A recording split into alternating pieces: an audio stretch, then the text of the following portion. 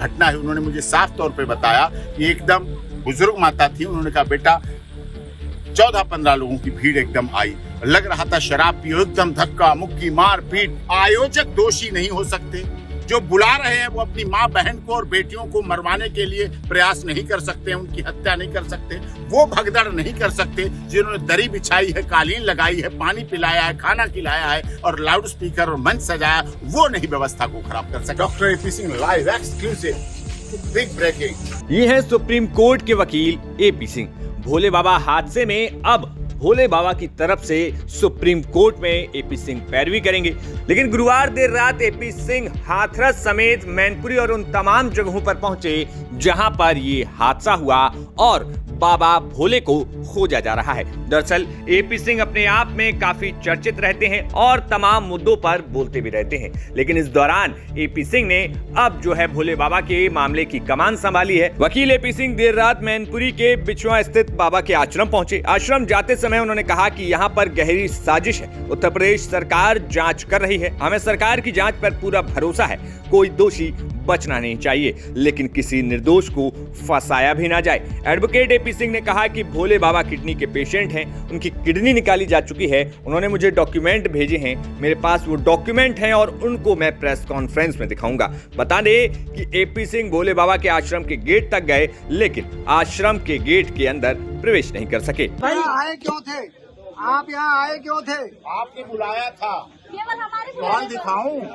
मैं आपके बुलाए पर तो कहाँ चला जाता हूँ। तो बाबा से नहीं मिलेंगे? बाबा से मिलने की मुझे क्या जरूरत है, किस लिए मिलूंगा मैं आपने बुलाया, मैं अलीगढ़ गया, मैं हाथरस गया, घटना स्थल गया, एटा हॉस्पिटल और इतना पस्त हो चुका हूँ, लेकिन आप लोगों को देख के ऊर्जा आ गई तो मैंने बात आपसे कर ली, क्योंकि आप लोग कह रहे थे। तो अंदर कहाँ से चला जाऊँ, मेरे पास चाबी नहीं है।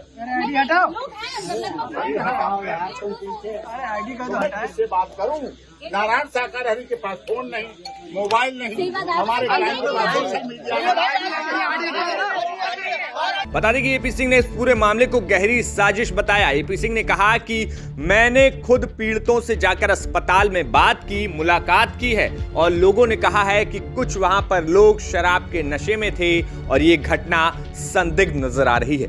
देखिए, नारायण साकार हरि के एडवोकेट होने के नाते मैं कहना चाहता हूँ, ये जो घटना हुई दुखद है, बहुत ही स्तब्धकारी है, शब्दों में वर्णन नहीं किया जा सकता। लेकिन 21 लोगों की जो मौत हुई है और जितने घायल हुए हैं वो मानव मंगल मिलन सद्भावना समागम के ही लोग हैं।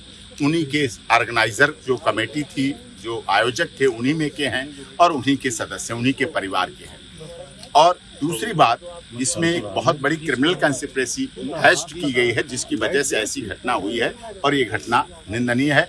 हमने हॉस्पिटल में बात की, इंजर्ड से बात की, जो जिनके साथ घटना है उन्होंने मुझे साफ तौर पे बताया कि एकदम बुजुर्ग माता थी। उन्होंने कहा बेटा 14-15 लोगों की भीड़ एकदम आई, लग रहा था शराब पियो, एकदम धक्का मुक्की मार पीट।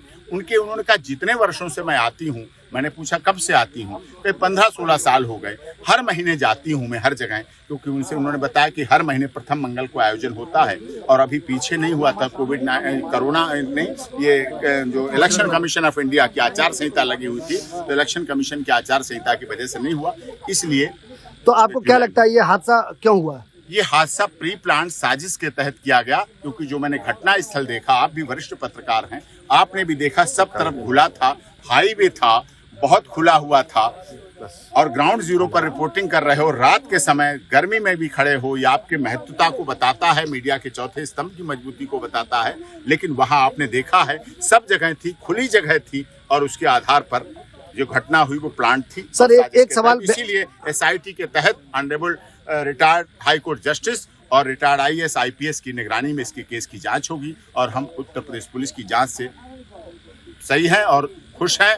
और उत्तर प्रदेश सरकार ने 2 लाख, केंद्र सरकार ने 2 लाख रुपए दिए हैं, हम उनका भी सर एक पत्र जारी किया गया आपके पास से कि नारायण हरि का पक्ष जो रखेंगे वो आप रखेंगे, आप ही के तरफ से एक पत्र जारी हुआ, मेरे पास आया तो मैं खुली किताब हूँ, क्योंकि आप लोगों ने भी 26 साल में मेरी वकालत में देखा होगा, मैं खुली किताब हूँ, मन में कुछ रखता नहीं, इसीलिए आराम से नींद सो जाता हूँ।